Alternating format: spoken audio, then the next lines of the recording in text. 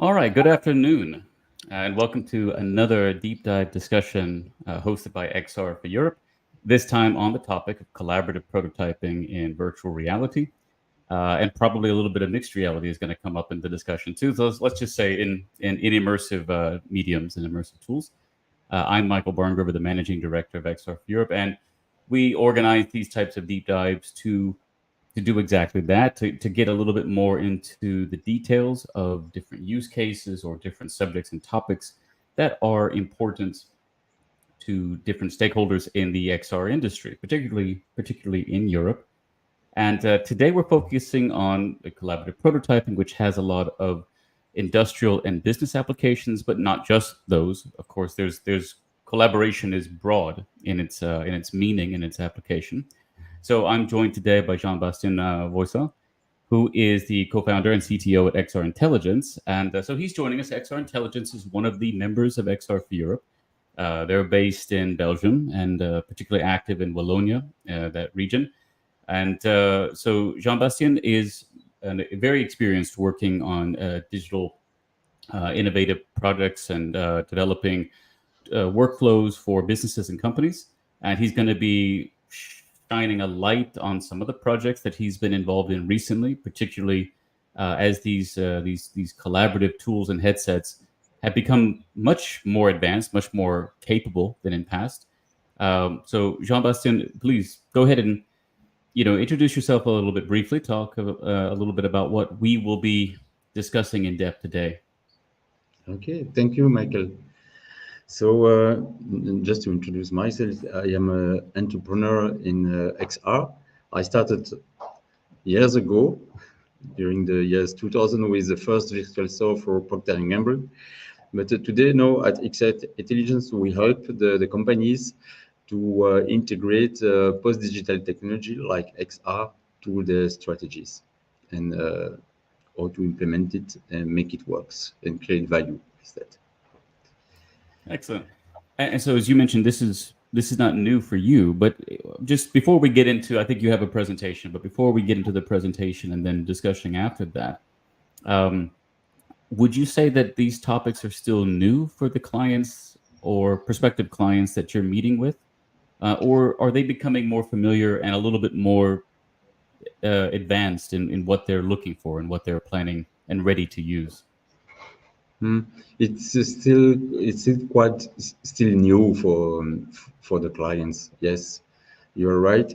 Um, Even if they know a little bit what can be XR and post-digital technologies, but they didn't experiment it yet. So it's yes, we have to show and to demonstrate how it works, and the only way to understand it, it's to try it.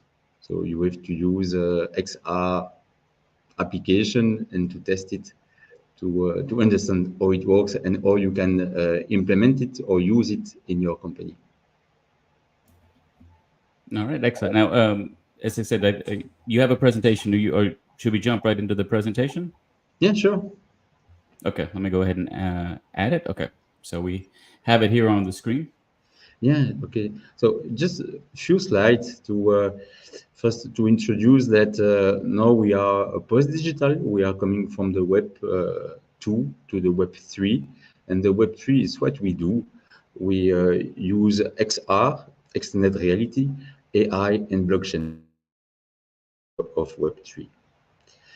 Now, if we go directly to the innovation process and what we bring as a value in standard innovation process for the automotive industry, by example, they are super good in creating demonstrator, prototype, and product, of course. But here we are disruptive with XR rapid prototyping to create virtual prototype, but also to give the opportunity to the UX team to design and to rapid prototype some concept with a simple tool. So that's what we call the dual track agile, because here in yellow, the UX team can use a spatial tool to design and to prototype, And once iteration is done, they can give the information to the development team. They will develop in Unreal Engine, in Unity, more interaction, a real virtual prototype. Now I took some video just to show you in motion what is oops, okay, what is VR prototyping with tools like ShapeXR, ArcGIO, The Wild, or other tools. So you are in a 3D universe. You will spatial design. You can design in 3D the user experience. So you access, I will speak about that, you access to the 3D libraries, you can access to your Figma board, to 2D information, and load all that information in a 3D experience. You can also work, it's super important, super nice to work in mixed reality. So you can mix the virtual element and the real one.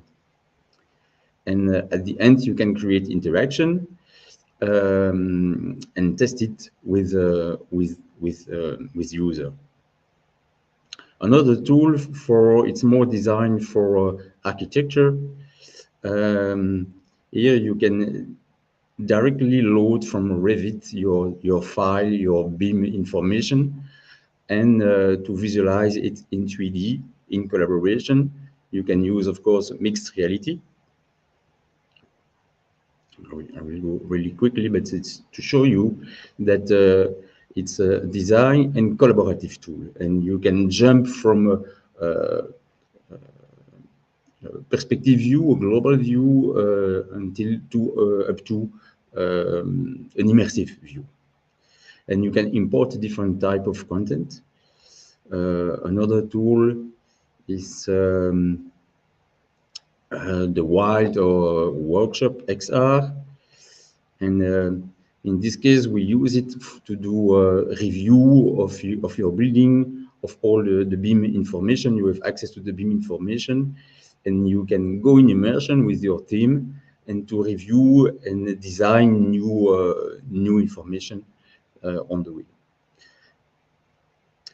And to finalize, this is an example of a workflow, virtual prototyping workflow for a UX designer. So just want to show here that you have different type of information, like user interface in Figma. We use tool to do rapid prototyping like Tinkercad, Gravity Sketch, or you can scan different assets, or you can modelize into like 3D Studio Max and Blender. So that's the design phase, the creation of the 3D assets, different format, 2D and 3D assets, not only 3D assets, different format that you can also store on a 3D database to access directly when you will do the design in tool like ShapeXR or other tool. So you can here do the prototyping phase in collaboration, in immersion, or in mixed reality. And the next step, when you start, when you have done a first prototype, you can present it to your team, to your stakeholder in different format. On the web, you can integrate an iframe, or you can go to Unity to go more deep in the development phase or to create interactions with low-code application or C# development. So that's a little bit a global picture of a workflow for UX designer.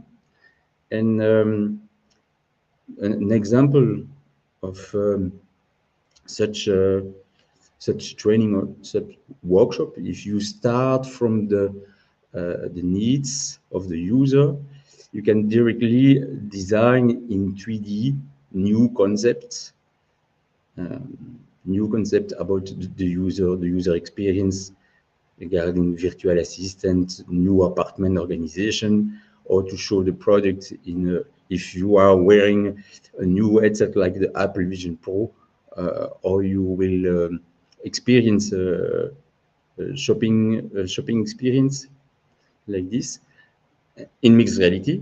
and you can directly do user testing to get insight from the users.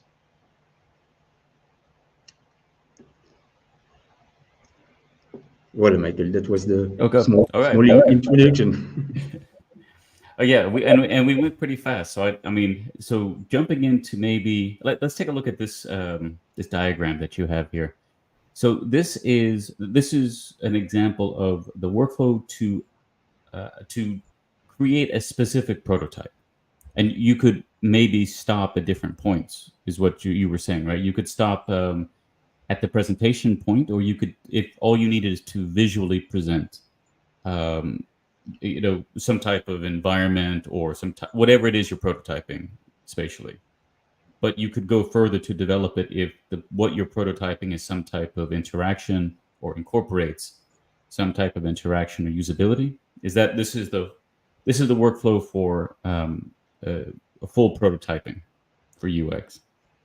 Yeah, that's right. An important point is that to do the prototyping, you can start from scratch, of course, but you need to have a ready-to-use asset library. I mean by that, 3D object compatible with the XR workflow in the GLTF or GLB format. It's a new standard. Actually, have a slide about that to show that. Yes, that one. It's the GLTF. It's a new 3D format. It's the new JPEG, in fact, for the 3D. So for us, it's super important to create your asset libraries in 3D in real time and compatible with XR, the XR workflow. And is that, yeah, how, I mean, in practice, you mentioned that GLTF is new. What does that practically mean for your clients? Is it something that it's new, but it's easy for them to work with? Or is it that, I guess historically, right, a lot of industrial clients particularly had a lot of different types of 3D model formats. And there was always this question about how do you adapt them or how do you work with them? Is GLTF right now making it easier? Or are clients still having to go through this process of adapting what their assets are to make the library appropriate for this prototyping? Yeah, that's right. The format and the library doesn't exist now. Yes, for company like IKEA or Decathlon, they already have created from years 3D asset library at the GLTF format. Okay, but millions of our client, the industrials and other clients, they don't have. They have the industrial file, the 3D file for the industry to design the product and to manufacture the product, but they don't have such WebXR file like a GLTF to be able to experiment, to visualize, to interact with the different assets. So it's a new format, and it's the starting point. They have to invest in that new type of libraries to use it at a different point. Well, this is an opportunity for those in the audience to write in your comments, share your own insights, and ask any questions that you have. One of our users, or one of our audiences, rather, not users, did say that GLTF is built into most programs today, and I think David Thompson here, we can see by name, is talking about GravitySketch, ShapesXR, and Archeo having different versions of this. When you say different versions of this, David, are you referring to different versions of the file management system, or different versions of the model formats? I'll let you, if you're still watching, respond to that. But Jean-Bastien,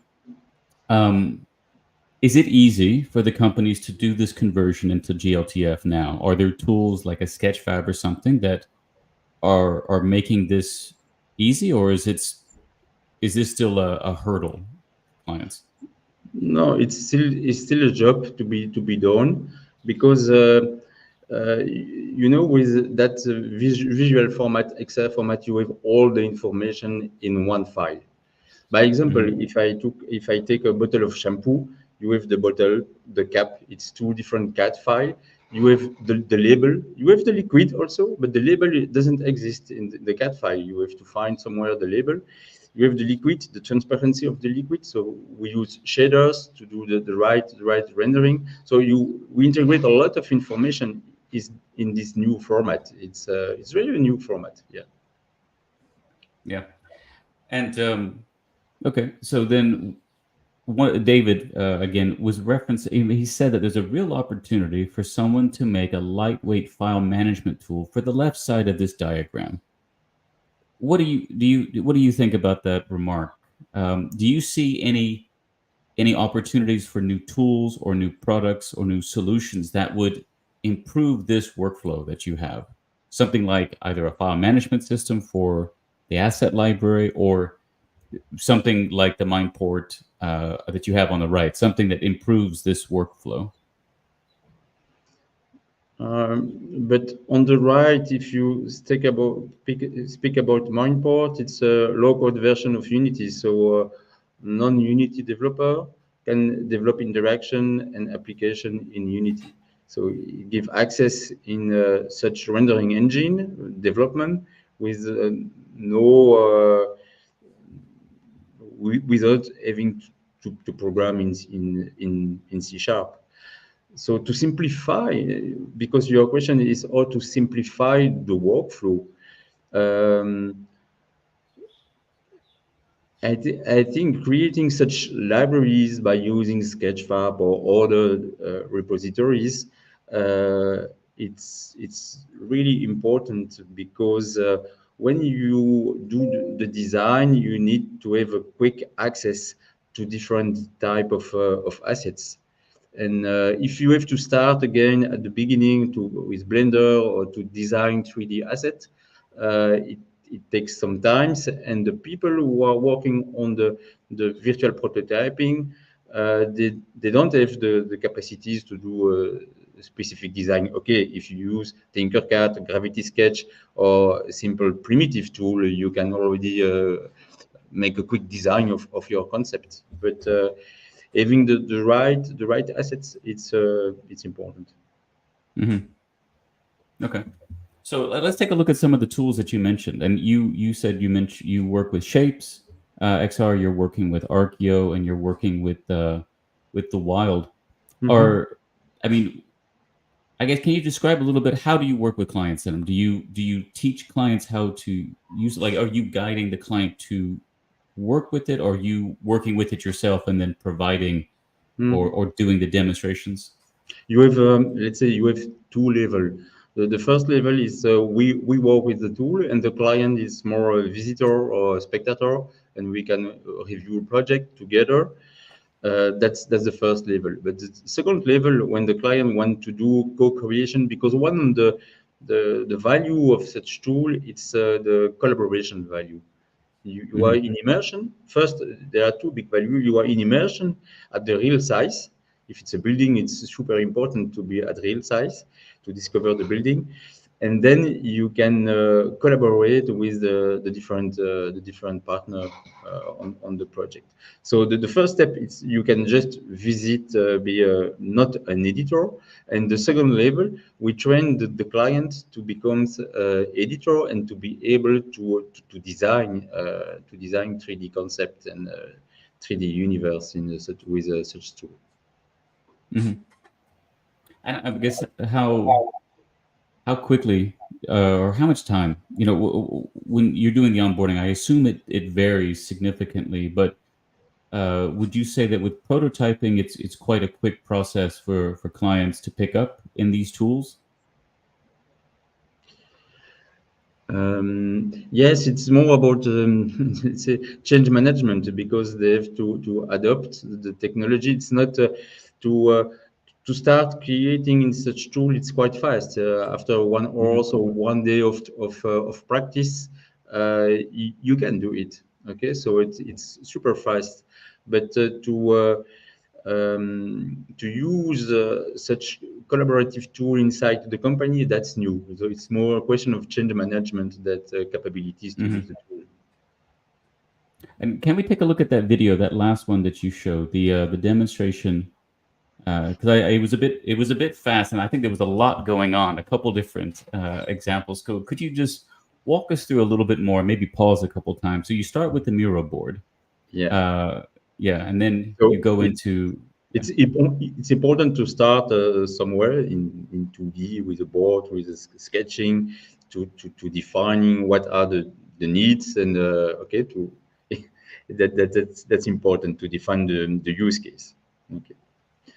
And then once the use cases are defined, okay, I can make a pause here. We can directly go in 3D and try to test, to experiment. If I have to show a new mobile phone, or will I present it to a user in XR? So there are different ways to do that. So they can already test and to see also if the assets are compatible. The existing assets are compatible with such experience of if they have to design optimized assets. And so what we're looking at, this is a mixed reality application done, for a client in just a conference room. How long did it take you maybe to prepare this? What went into preparing what we just see in this first few seconds of this? Your question is, how long does it take to prepare such experience? Yeah. This type of workshop that you did for a client who says, I'd like to explore. It can be quite fast. First, the user have to be familiar with XR, because most of the UX designer, they don't have yet experiment XR. So the first step is to discover what is XR. We do discovery session, and with different type of application, of feature, type of feature, or to how does it works? And it's XR. It's not only VR. You are in VR, you are in full immersion, but it's also augmented reality, or as you can see here, mixed reality. So you can really mix virtual space with real space. So the first step, it's a discovery session to know how it works and to work with a headset. And then second step can be a training for the different tool, or to work with it. But it can be done in one day training, and next week we can already test some concept, improve the concept, collaborate together on the same concept in immersion. And the week after, you can do some tests with user, and the week after, you can improve your different concepts and make a different iteration. Yeah. Okay. And so if we're continuing this workshop, so this was visualized. What were some of the questions that went into this one and the previous? What were some of the questions that were maybe answered during these workshops? Yeah, one of the question, by example here, do we have to use a standard apartment, even if you can change the outside view? But when we tested with user, they said, no, I don't want to be in such apartment. I want to be in my apartment. So it was evident for us that mixed reality was quite mixed reality. That's some. It's here. It's in the workshop room. It's not in the apartment, but it's the concept of mixed reality. You can take a real post-it and put it on a virtual phone. So for what we learned is that mixed reality is important. It's an added value for the user in this case. Yeah. And how much? I mean, I don't know if you can quantify how much time, but generally speaking, the point of doing this type of prototyping is to save time and to save resources. In this type of example that you're showing, how much time do you think would normally have taken for them to get some of those insights and to to get some of those answers to their questions, and how much time was saved? Yeah, or much, but what I am sure is that if you have to define such concept to a development team, and just to think on to think and define it, it will be super complex to do that if you don't do that in 3D in spatial. And for sure, the first version done by the development team will not be the right version, of course. So it can take 2 weeks to define the concepts, 3 weeks to develop a new concept and to do the programmation in Unreal and Unity, to discover at the end that it's not the right concept, and to try to we can shorten the development time, because UX designer can use the same tool and the same special tool that the 3D developer are using. So they are speaking also the same languages. Yeah. So like in the morning they could do a session. In the afternoon, they could assess and respond to the insights of that session, and the next morning, do a follow-up session with stakeholders, the focus group or whoever it is they're working with. Yeah, what we don't have to underestimate, it's fast to try to. It depends of the people. Some people are quite fast, other people need more time to learn the tool. So it requests some time to practice to be fluent with the tool. It's not just a one day training. You need more time to be to be effective. And so when you're working with the client, you're talking about months of an engagement. And are you? Yeah, just talk about what if I'm a client and I'm looking to. I'm a potential client. I'm a company that's working in a more traditional design methodologies, and I'm interested to use immersive technologies to maybe speed this up. What should I be considering as a project if I reach out to XR Intelligence, for example? What does an engagement look like? Is it you mentioned before a discovery phase, but are we talking like many months that I'll be working with XR Intelligence to do the discovery phase with different people in my team, and then to explore how to integrate it? Or should I ideally come with a specific project and timeline? Like I have a particular product that I want to explore with, I want to apply virtual prototyping and VR prototyping on, and I want to do it within a specific time frame. Like, is it that I should come with questions or come with a project? Mm-hmm. But we have both cases. Customer coming with a specific case, but for sure, when they will experiment, when we will prototype together, because we prototype together with the customer, they will change the case. They will change the storyboard. They will change a lot of things. Because they can prototype it, we can prototype together in immersion, in collaboration. So let's say that a project can be 2-3 months to have a first version. But what we used to do is to work with the companies, to help companies during many months to work with different iteration on the project, and to it's not a one shot project. It's a long-term project. Do these projects, going back to the tools that you mentioned with ShapesXR and Archeo and the Wild, is it typical that it's one tool that's used in this type of prototyping because it just that's where the developer is creating the visualization and the asset, and the designer is visualizing it and providing the feedback? Or are there some projects that are mixing these types of tools, these VR tools? Because here in the diagram, I guess is where would Archeo or the Wild or ShapesXR fit in this diagram? Is it right there in the middle? Is that what that icon was? Yeah, it's right here in the middle. Okay, but it will depend. We will adapt to the workflow with the customer, depending the maturity of the customer, depending the project. We can decide to prototype directly in Unity or to prototype if it's more architectural project. We will go more for other solution. It's more UX experience. ShapeXR, it's a nice one. So we have to adapt that depending the clients and the projects. Yeah. Yeah. All right.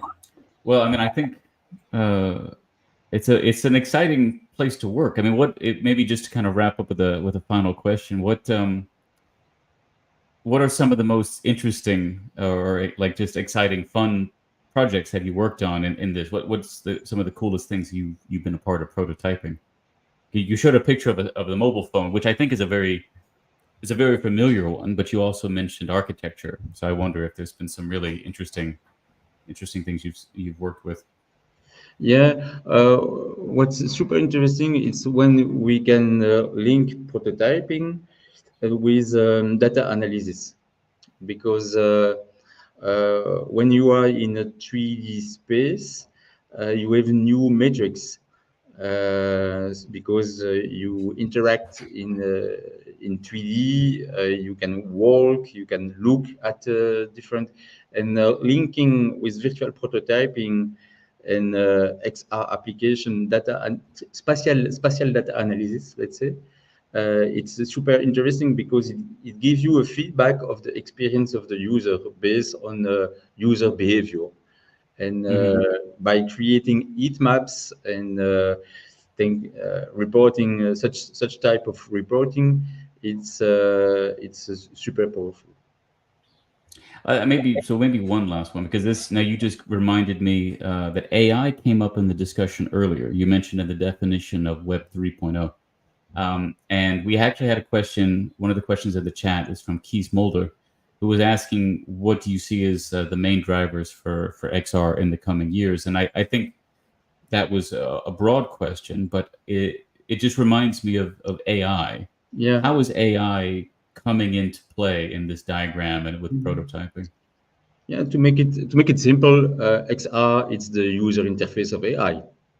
That's our vision. So we got a lot of information with AI, but we have to show that to the user and to interact with such information. We can do that in different ways. So for us, XR is the user interface of AI. Okay. So I mean, are the tools though? For example, these tools, Archeo and ShapeXR and the Wild, is AI or AI features already appearing in those tools, or are you using some additional tools in combination with them, either to assess the user behavior, maybe even biometrics to assess usability, or like other types of metrics? Yeah, I will not say that AI is part of the tool that I presented, like ShapeXR, but now we have to integrate AI information in XR experience. Mm-hmm. Okay. Well, I'd like to thank you very much, Jean-Bastien, for your time today, and thank you everyone in the audience who stayed and watched this live or is going to watch this later. You can always reach out to ask more questions to Jean-Bastien at XR Intelligence. We'll have obviously he's on LinkedIn, so you can just directly write him on LinkedIn, or you can go and follow him and reach out to him through XR Intelligence through their website. So Jean-Bastien, thank you very much for that. I'd like to thank you, Michael. Close for the day and wish everyone a very lovely evening. Thank you very much.